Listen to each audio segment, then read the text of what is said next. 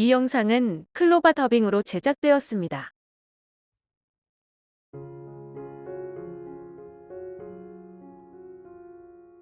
36. 부모가 2번, 내가 직접 2번 서원하지 않았느냐. 몇 년 전에 어느 날이었습니다. 부모님과 그분의 자녀들인 2자녀가 함께 도우리교회에 예언상담을 찾아왔습니다. 찾아오신 분은 현직 목사님이셨고 동시에 한의원도 운영하시는 원장님이었습니다. 섬기시는 교회에 대한 여러가지 질문과 함께 데리고 온 2자녀에 대한 하나님의 뜻을 알고 싶어 하셨습니다. 목사님이 되기 훨씬 전에 한의사가 되어 현재까지 한의원을 계속 경영하셨고 후일 주의종 사명을 확인하고 신학을 마치고 조금 늦게 목회자 사명도 함께 감당하고 계시는 상황입니다. 간호사 직원도 5명 이상 거느리고 지역에서 진료를 잘 보는 한의원 원장님으로 소문나 있으셔서 경영도 잘 되고 있어서 수입과 생활상에는 아무 어려움이 없으신 것 같았습니다. 그런데 문제는 교회였습니다. 한의원도 하면서 목회도 하다 보니 교회 쪽에 신경을 많이 못 쓰시는 상황이고 특별히 교회가 부흥하지 않고 가족들만 몇몇 있는 것처럼 어려운 것입니다. 교회는 전형적인 개척교회의 모습입니다. 한의원을 경영하니 생활에는 아무 어려움이 없지만 목회자의 정체성으로는 교회가 성장하지 않고 주일날만 몇몇 인원이 드리는 초라한 예배의 모습에 마음고생이 많이 있으신 듯 했습니다. 그래서 왜 교회가 부흥하지 않는 것입니까? 다른 하나님의 뜻이 있으신 것입니까? 하고 하나님께 여쭙고 분별받기를 원하신 것입니다. 이순자 원장님 통하여 하나님이 들려주시는 예언의 음성은 너는 한의원만 하든지 목회만 하든지 둘 중에 하나만 선택하라는 것입니다. 한의사로서 한의원을 해도 좋다. 목사로서 온전히 목회만 해도 좋다. 그런데 중요한 것은 둘 중 하나를 선택하라는 것입니다. 한의사를 내려놓고 목회를 택하면 하나님이 감당할 수 있도록 물질과 부흥의 길을 열어주실 것이라는 것입니다. 그런데 당장에 한의사를 내려놓으면 안정적으로 한 달에 400, 500만 원 이상 벌며 넉넉히 생활하는 삶을 잠깐 일지 몇 년간 포기해야만 합니다. 금방 교회가 부흥할 수 있는 것도 아니고 목회에만 전념한다고 하면 극단적인 비유로 당장 전기세, 전화세도 못 내고 자녀들 학교 교육도 돕지 못하는 가난하고 궁핍한 삶을 내심 각오해야 하는 것입니다. 당장 박저울 개척 목회의 현실은 두렵고 엄두가 안 나고 무서울 것입니다. 그 선택은 오로지 그 목사님의 결단에 하나님은 맡기신 것입니다. 첫 번째, 교회에 대해 궁금한 점은 일단 해결되었습니다. 목사님이 믿음으로 잘 순종하셨으리라 믿습니다. 그런데 사실은 이보다 더 큰 갈등 문제가 있었고 이 문제 또한 하나님의 지혜로 풀 수 있기를 바라셨습니다. 데리고 온 2자녀의 인생 진로가 이 가족에게는 참으로 풀기 힘든 갈등 상황을 만들어서 마치 전쟁 같은 힘든 시간들을 보낸 것입니다. 첫째인 남자 학생은 고3인데 부모가 그 자녀가 어릴 적 하나님께 주의 종으로 드리겠다고 서원한 적이 있어서 첫째를 신학대학교를 보내서 주의 종 만들고 싶은데 첫째 아이가 절대로 그럴 수 없다고 극구 극렬한 반대를 하는 것입니다. 아빠 엄마가 왜 내 인생을 결정하고 맘대로 하나님께 서원했느냐는 것입니다. 자신은 뛰어난 음악적 재능도 있으니 음대 쪽이나 음악 관련 학교로 진학하고 싶다는 것입니다. 이 갈등 문제가 부모와 자녀 간의 언쟁과 다툼을 만들어서 서로 간에 좋지 않은 감정으로 적대시하고 있는 초긴장 접전 중의 갈등 상태였습니다. 왜 나를 이곳 도우리교회에 같이 데리고 와서 같이 진로 상담을 받아야 되느냐고 툴툴거리는 불평불만이 이만저만이 아닙니다.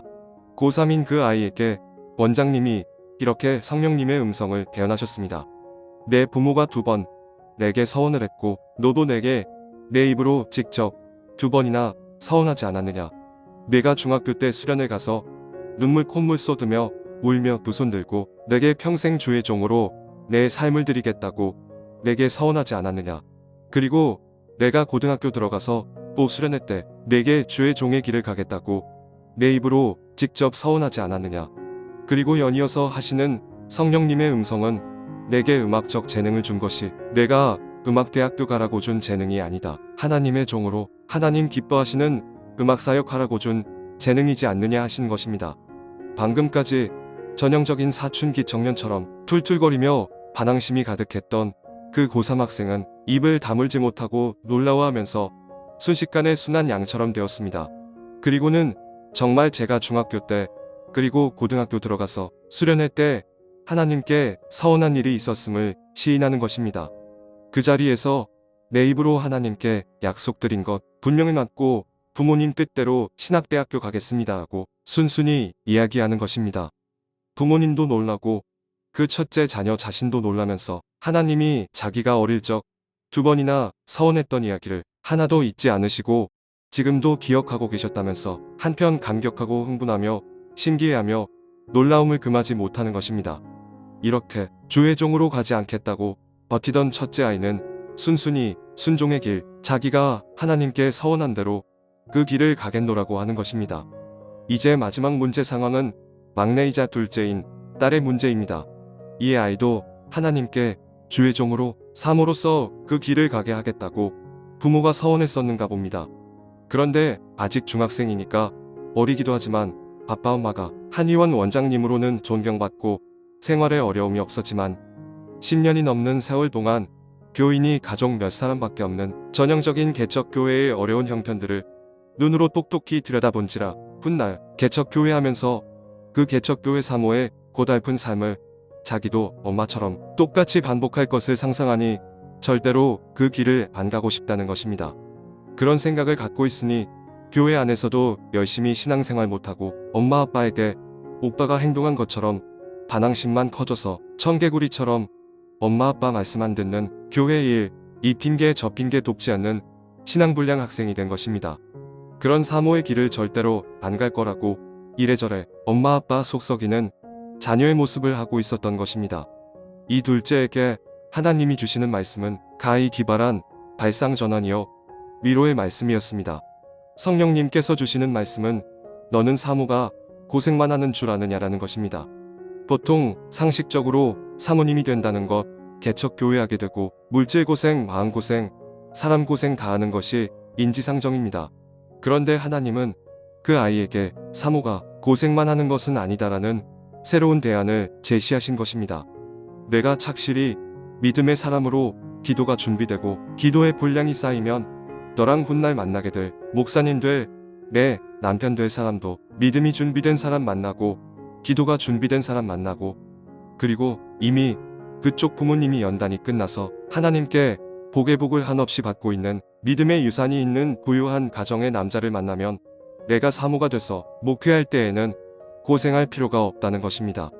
사모는 고생만 하는 줄 아느냐 물으시며 그 아이가 가지고 있던 개척교회 사모님에 대한 편견을 깨뜨리며 깨닫게 하시는 것입니다. 그 둘째 아이도 얼굴에 놀라움을 금하지 못하면서 아하 그렇구나 하는 나름대로의 깨달음이 있는 것 같았습니다. 그 아이도 그 자리에서 부모님께 부모님이 서원하신 대로 그 길을 가겠습니다 하고 공손히 대답하는 것입니다. 하나님은 우리의 부정적인 어리석은 생각과 편견들을 깨뜨리신답니다. 하나님 앞에서 안 된다, 할 수 없다 말하지 말고 된다, 할 수 있다, 이루신다 말씀하시는 하나님의 음성에 귀 기울여야 하겠습니다. 우리의 아주 어릴 적 읊조리며 나지막하게 말했던 서원, 어쩌면 내 기억 속에서 까마득히 잊힌 서원까지도 하나님은 하나도 잃어버리지 아니하시고 잊지도 아니하시고 기억하고 계십니다. 또한 우리에게 더 나은 삶, 복된 삶을 주시고자 우리에게 더 넓은 그릇이 되라고 준비시키시는 것입니다. 오늘도 하나님이 말씀하시고 행하실 미래를 꿈꾸며 기도로 믿음으로 오직 예수 그리스도 그 품으로 힘차게 달려갑니다.